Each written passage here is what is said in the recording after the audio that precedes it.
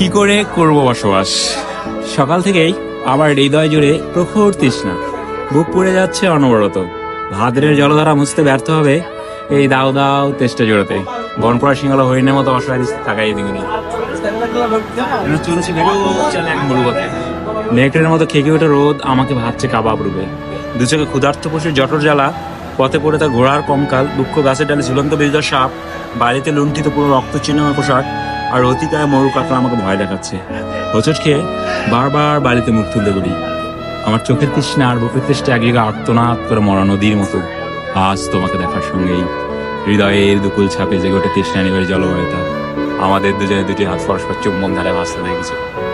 আমার মুখে আনন্দ সে ঝাপটা দেখতে মুগ্ধ হলে। কয়েক মিনিট পরেই আমার মুখে বিষণ্ণতার উকি ঝুঁকি দেখে তোমাকে স্পর্শ করার মন খারাপের নীলাভ আঙ্গুল। তুমি আমার বিষণ্ণতার উৎস জানতে চাইলে আমি আমার অসুস্থতার কপট উচ্চারণ করি। অথচ তোমার কদিন এখানে দেখতে পাবো না ভেবেই আমার হৃদয় ধুলোয় লুটে গেছে আহত দৈলের মতো।